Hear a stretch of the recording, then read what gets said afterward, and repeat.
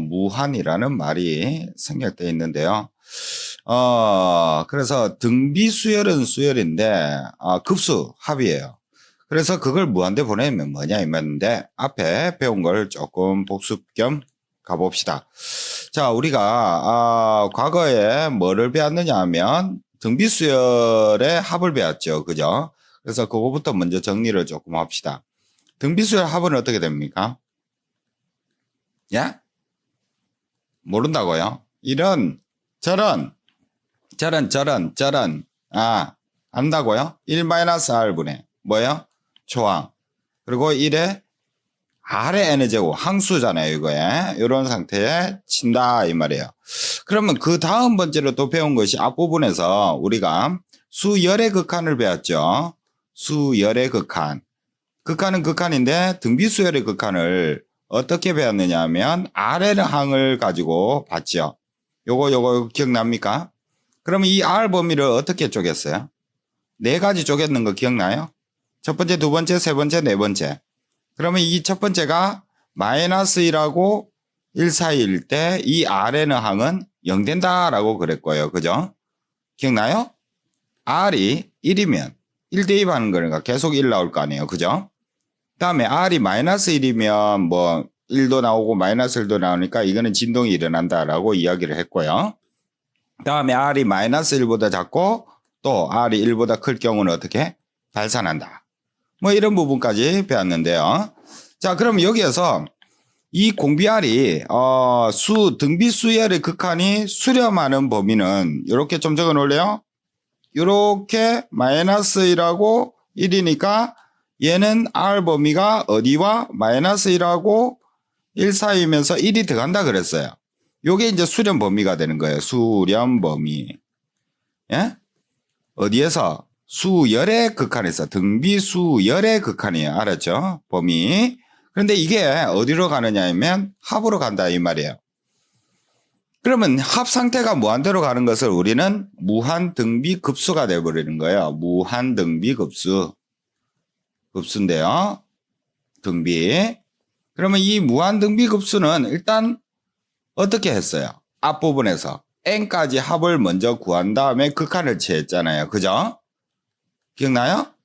그러면 이 n부터 나타내기 위해서 이게 sn이라는 거예요. 오케이? 그러면 이 sn 상태를 극한을 취했을 때 수렴이 될 범위는 어떻게 될 것이냐 이 말이거든요. 그러면 지금 요 수열 상태가 sn이니까요. sn을 극한을 한번 취해버렸다면 이 식을 그대로 1-R분의 조항에다가 1-R의 n제곱이 되는데 이게 이제 수렴이 되려 그러면 이 R 범위가 어떤 범위에 있어야 되느냐 이 말이에요. 한번 생각해봐요. 요 범위가 그대로 따라오기는 따라오는데요. 요 네모 박스 쳐가지고 이 네모 박스가 그대로 따라와가지고 이 R 범위가 수렴하려 그러면 R 범위는 -1하고 1 사이인데 1 되면 어떻게 돼요? 여러분 한번 생각해봐요. 1 되면은 예? R이 1일 경우는 1을 대입을 시키면은 0분의 0꼴 돼버리죠. 그죠? 예? 이 수렴값이 안 나와버려요. 그러면 1은 빼야 된다라는 거거든요. 오케이? 그러면 이 상태 내에서 보시면 요게 이제 무한대로 가면 어떻게 될까요? 이 항이 0 되죠. 0. 예? 여기 범위 내에서 이 R에는 항이 0이 돼요. 0. 오케이? 그러면 요 수렴값 자체가 어떻게 되느냐 하면 수렴값은 1-R분의 초항값이 된다라는 것을 우리가 알 수 있어요. 뭐에서? 무한등비급수의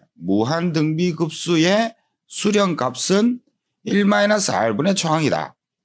이때 R 범위는 어디 범위? -1과 1 사이 범위. 1은 안 들어갑니다, 여러분. 주의해야 돼요. 이거 주의해야 됩니다. 자, 그래서 우리가 앞부분에서 선생님이 이런 부분을 또 가르쳐 줬는데요. 앞에서 뭐요? 무한급수가 수렴을 하면, 예? 얘가 수렴을 하면 수열의 극한은 항상 0이다라고 그랬잖아요. 그죠? 맞죠? 자, 한번 볼까요? 그러면 수열의 이 등비로 이렇게 한번 보세요. 그러면 얘가 수렴하는 것은 합이 수렴하는 공비 R 범위는 마이너스 1하고 요 범위가 되잖아요. 그죠? 요 바로 위에서 이게 등비수열로 보는 거예요. 그러면 얘는 누구? 마이너스 1보다 크고 1인데 1 들어가 버리잖아요. 그럼 어느 것이 더 커요? 포함관계가. 얘가 더 크지요. 그죠? 그럼 명제에서 포함관계가 나와버리면 이 1을 가지고 있으니까 이렇게 된다 이 말이에요. 그래서 기본 명제가 참이다라는 것을 우리가 등비수열 극한에서도 증명이 된다라는 걸 알아놓으면 됩니다.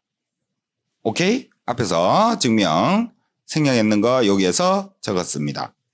무슨 말인지 알겠죠? 그래서 무한등비급수는 R 범위가 어디와 어디 사이에 놀아야 된다? 마이너스 1하고 1 사이에 놀아야 되고요.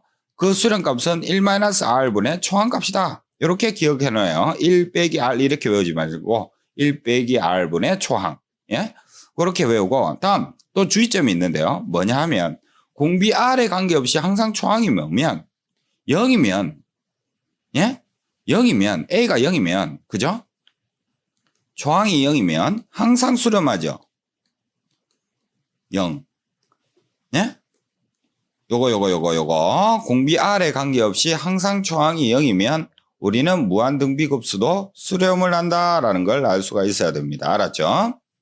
돼요? 정리됐죠? 마치겠습니다.